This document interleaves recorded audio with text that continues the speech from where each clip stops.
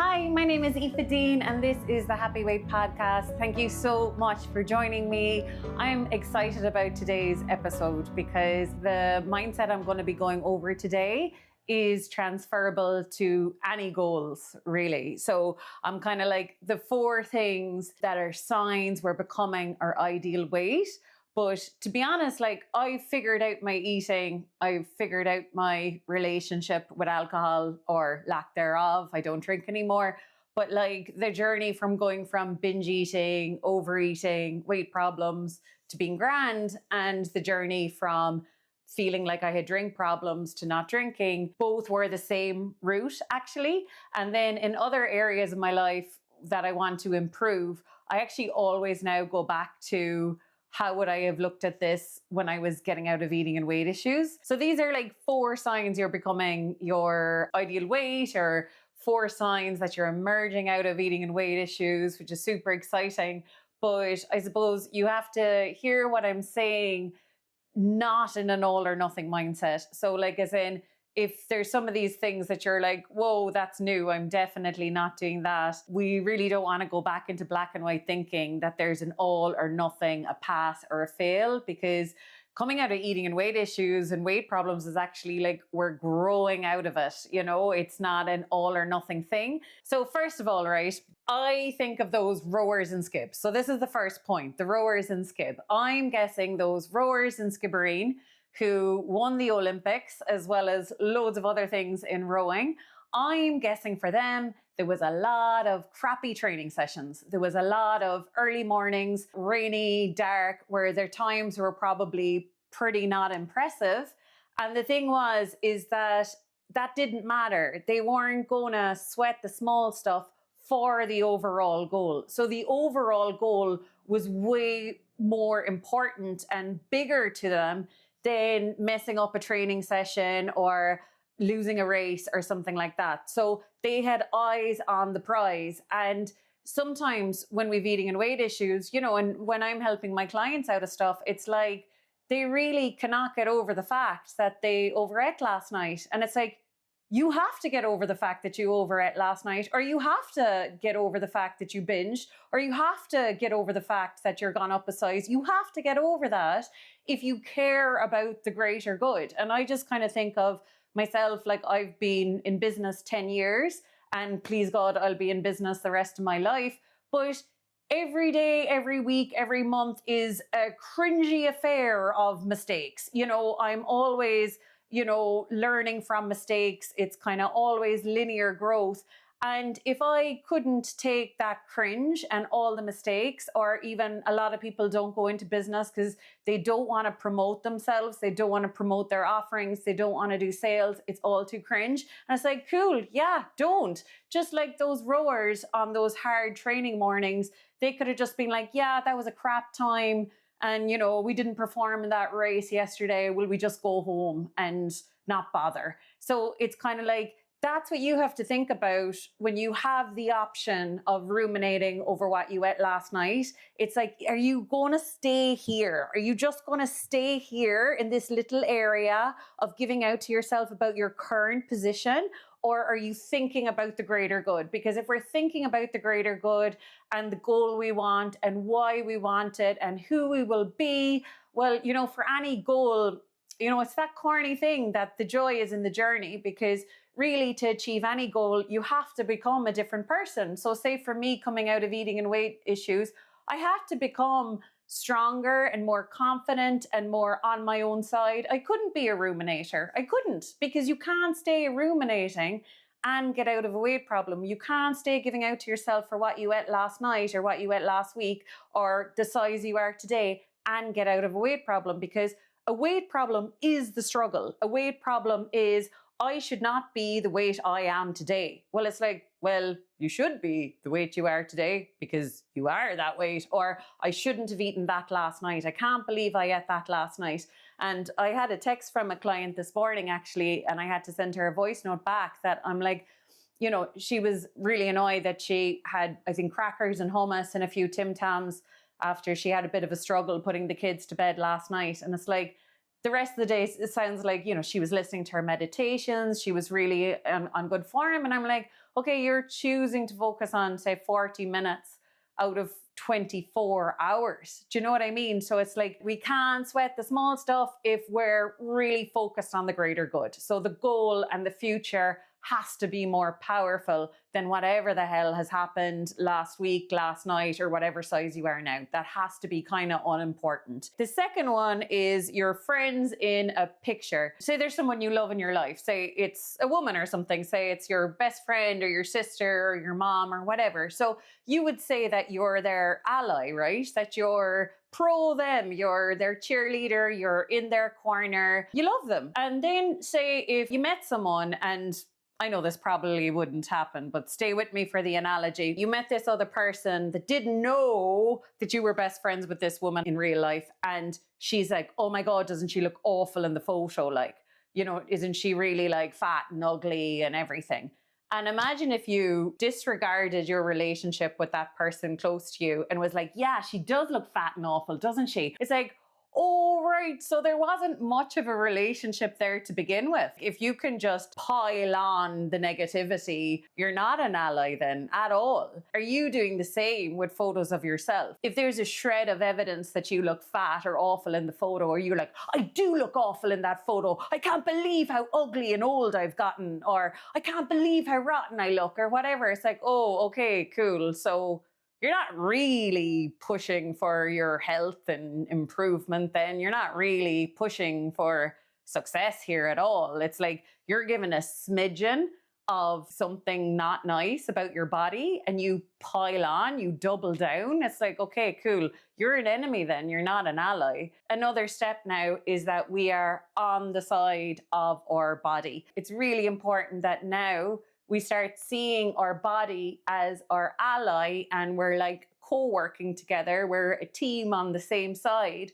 rather than your body is something that constantly disappoints you and misbehaves and underperforms and embarrasses you and shames you. Like, there can't be that separation. There has to be like you and your body working together. And another reason why it's better for you and your body to work together is because I just think if you fight survival instincts, you lose. Like, I think fighting survival instincts is how we get fatter and fatter. That was my experience anyway, because it's like my body wanted, say, carbs. I'd be like, you're not getting carbs. And then I'd do something that ultimately ended up as way more calories. So it's like you fighting with your body will only bring more weight problems. Like, I can definitely see a change in myself now that I don't have eating and weight issues. One example of that was yesterday I went for a run in Bantry and I was like a minute into this run, right? And I was literally laughing at myself because I was like, this was such a stupid plan, because like, it's really interesting, like having a woman's body, because you don't know what any day will bring, or, it's like we've 4 different bodies within the month. And like yesterday I'd gone for this run. I was a minute in and I was like, it just felt like my thighs were like everywhere and my arse was huge and my boobs were big and sore. And like, it's like, I think I am the least aerodynamic thing ever. I just feel like small and short and wide and heavy. And here I am like trying to run. It just honestly seemed laughable. And then I felt like I was expending a load of energy. Like, I felt like my legs were like Roadrunner, but like land and sea and footpath were not moving. Like, I wasn't getting anywhere. And like, I've no issues now with my body fluctuating, and I definitely would not try and intervene or judge in all the super intelligent stuff that our hormones and our menstrual cycle can do for us. So I'm like, I just kind of have fun with it. And I still went for the run. It was still gorgeous. I still had endorphins after it and still lovely views around Bantry and stuff. And there was a lot of differences with that. And when I had a weight problem, I would have been like, oh my God, this shows nothing that I'm doing is working. Here I am feeling fat and heavy and rotten. Oh my God, my body's so against me. I'm gaining weight. I'm going to be fatter around Christmas. And I was also just noticing, like, my run yesterday was just me and my body. That's all I was kind of, aware of. Whereas I think before I would have noticed all the hot girls I passed on that run and been like, screw her, she has it so much easier, or she's probably boring and no personality. Or I would have been thinking about like, oh my God, I have friends and I know they don't do any exercise and they're slimmer than me. My body just doesn't perform. It doesn't play ball. So I would have been all like comparing myself and being the victim. And like I said, just not being on my body side because, as far as I'm aware, when our estrogen and progesterone are changing, progesterone, I think, can have an effect on your blood levels of potassium. And if our potassium was to change too much, our heart would stop. So we swell with water to dilute the potassium so that our potassium levels stay stable, so our heart doesn't stop. So I'm okay to be more swollen and have a bit of water retention if it means my heart isn't going to stop. So I suppose, like I said, we have to get with the thinking now that our body is an ally, not an enemy. The other thing that would have been different about yesterday's run is that I could be light about it and I could laugh about it. Just like, say, if you've a friend who's always late, or you've a friend who's over organized, or, like, as in, you might take the piss or mock her about like, oh, typical you, but like, it's in a really loving way. So I think we can do that about our body as well. Those times where it's bigger or more womanly. And to be honest, I love that. I think I just feel all queen-like and everything when everything's a bit bigger and rounder. I think it's quite cool. So yeah, being light about things is a super important trait. And I remember, this goes on to my third point really, being light and being able to laugh at fear. Like, one of my mantras was that when you can laugh at fear, you win, because a weight problem is a bully. It's like, you shouldn't be this weight. You shouldn't have eaten this. You should have lost more weight by now. You should be trying harder. It's all just bully, bully, bully. So anything that you can do to own the situation is powerful. I had this mantra, right? And it was like, no matter what I eat or how much of it I eat, I refuse to be disappointed in myself. And it actually only took till recently enough, and years working with clients and everything, why I know that's so powerful. And it's because basically all weight problems are bullying, that you're not enough, what you've done is not enough, where you are today isn't good enough. So anything that you can do to be like, oh, no, I'm exactly where I'm meant to be today. And I actually meant to eat those things last night because, do you know what? It taught me that, like, I don't love that pizza as much as I thought I did, actually. Like, I thought it was going to be really delicious and I was going to feel amazing after it. But I actually think that other brand is nicer. Or it actually really taught me that I can't get away with a whole pizza and a whole large chips. I actually, like, my stomach was really telling me that that was way too much. So I'm super happy last night happened so that I could like really clarify that lesson. And then even if you do that 10 times over, you're still really happy. No. I wanted to really clarify that lesson. So you never let the bully in that it was a mistake or that you shouldn't have done it or you're in the wrong place or your body is wrong or whatever. You never entertain that voice. You're always more powerful and I'm exactly where I'm meant to be. Like one step is like definitely owning the situation. And then, like I said, advanced level is that like you can laugh at it, because if we think of our weight problem as an actual bully, what could be more powerful than laughing in the face of a bully? There's some Buddhist story. There was a man shouting at the Buddhist. There was some powerful Buddhist speaking, and there was a man just shouting insults from the audience at him over and over again. The Buddhist on stage didn't react. And then the bully was like, hey, why didn't you react from any of my insults? The Buddhist was like, well, if someone hands you a present and you don't take it, who's left with the present?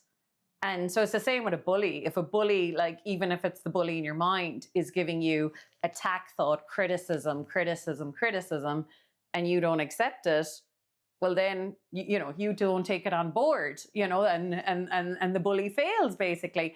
So you swinging things around and being able to laugh at the situation is really, really good. And also I think being able to stand up for every single choice that we've made this week or for the size we currently are, it's also instilling a lot of strength in us, right? And we need that strength if we're going to move forward. And then when you can laugh at things as well, you're obviously, you're staying empowered and you're keeping things light. And I'm like, I know I'm waffling on in this podcast, but if you get anything from today, it's like, be light, be light, be light. Like when I was replying to that client this morning, I was like, you have to be mentally ready to just let go of things in order to physically let go of things. And equally, if you want to lighten up physically, you have to first lighten the F up first mentally. So it's like, you have to let go of last night. You have to let go of the fact that you've gained weight and not bully yourself about it, but be as light as humanly possible about it. And then my fourth point is power forward. There's that saying, a rising tide raises all ships. Sometimes I hear people say things like, I've an amazing career, they'll be crazy successful women or whatever in their career,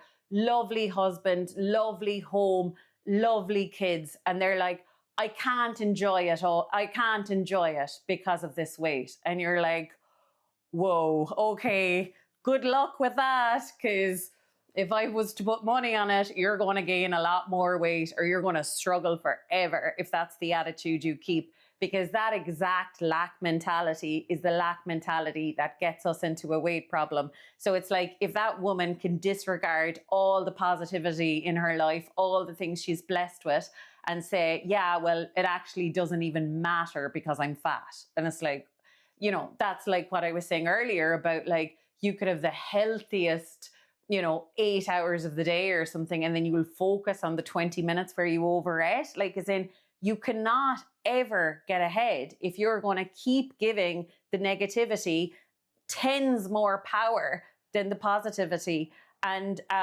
so the opposite of that, right, would be when we're starting to adopt the mentality of, if I can keep and grow and celebrate all the areas of my life, that will lift up the area of my life not doing so well. So if you can be, guns blazing, let's enjoy my gorgeous friends, or let's enjoy this gorgeous situation, or let's enjoy the fact that I love running, or whatever the hell is good in your life, if you can enjoy it to the maximum, it will always help the area needing the most help. With comfort eating and overeating and weight issues, well, there's a direct, obvious link. It's like, if you're getting joy off of everything else in your life, if you're hamming all the good stuff up, if you're celebrating it, if you're being grateful for it, you're getting a way better, good quality dopamine, serotonin.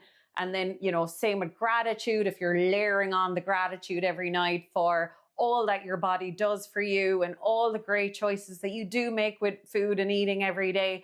Well, when you're so busy doing that, that's very, very different from the down in the dumps, poor me, victim mentality. I've no rewards. Oh my God, maybe this little bit of fat and sugar will help me feel a little bit better. Like, you won't be so dependent on comfort eating if you keep hamming up all the other parts of your life. And again, it is kind of like, don't give the bully oxygen. When I hear people being like, oh, well, all the great things in my life don't even matter because I've always struggled with weight. It's kind of like, wow, talk about giving it power. So it's like, we want to do the opposite. We want to power on, all guns blazing with a full life, live as if you're already your ideal weight. So take the professional photos, book the holiday, start the surfing classes, get on to that friend, go for meals, whatever the things you've been putting off because of your weight problem, do them all 10x, because, it's making a life that's conducive to not having a weight problem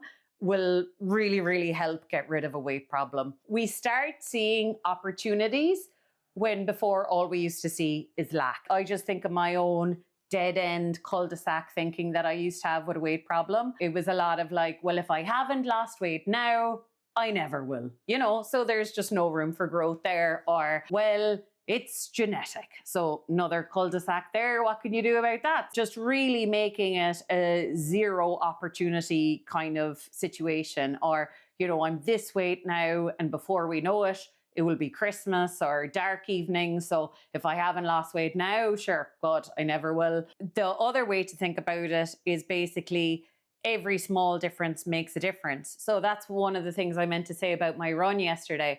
Whether I went for a 5-minute run or a 1-minute run, I'd be crazy proud of myself, because I'm like, every nice thing I do for myself is nice. That's great. If I got to like help my muscles a little bit, or get out of the car or off my phone, like that's cool. That's all positive. So I would rate that the same as a 45-minute run another day. Like it's all good. It's all positive. And so it's the same when you start changing to an opportunity mindset with food. So I suppose, again, the old mindset would be, a zero-sum game, that you have to have like a perfect day on top of a perfect week on top of maximum weight loss or nothing. Whereas really, I think is it something like eating 30 less calories a day would be like, I think it's around 4 or 5 pounds lighter by the end of the year. I know that mightn't sound like much, but basically 30 calories could be literally not having a spoon of something. Like, as in, think of all the opportunities you have to rescue yourself and make yourself feel slightly better. So actually, if you break up the day, the week, the month, sometimes people are always on about like, oh, my friend's wedding is in 3 weeks' time. I'm like, 3 weeks' time is literally thousands and thousands and thousands of choices away. Like, it's so many choices away. And when you start seeing that all improvements are improvements, like every little nudge and help you give your body, every little discomfort you dodge, every time you wake up and you realize, oh my God, I'm not even enjoying this, why am I eating it? Or every time you wake up and you're like, wait a second, my belly's full, I don't like this. Anytime you interject for the well-being of your body or your belly or your taste buds or how well you're feeling or your mental health, all of that is helping your weight. Like, a weight problem is just a big old list of shoulds that we feel crap that we're not doing. So we're empowering ourselves again if we're saying something like, I will be finding my own cool, fun opportunities to feel lighter, to feel happier, to be stronger. And they mightn't make sense to anyone else. And I don't give a shit if they make sense to anyone else. I just care about me feeling happier, lighter, stronger, healthier. And that puts you in a different mindset as well, that you're discovering, you're finding out, you're not listening to the herds and the crowds anymore. You are figuring this out moment by moment, how you get to feel happier, healthier, stronger, lighter, whatever it is that you think. So there we go. That is today's episode. Join me at Happy Weight Aoife on Instagram, TikTok. If you're listening on Spotify, you can watch this on YouTube. Or if you're watching on YouTube, you can listen to this on Apple Podcasts or Spotify. And I have a newsletter. I have online courses. You can work with me one-to-one. All of the above. Okay, thank you so much for being here and have a lovely, lovely week. Mwah, mwah, mwah, mwah, mwah.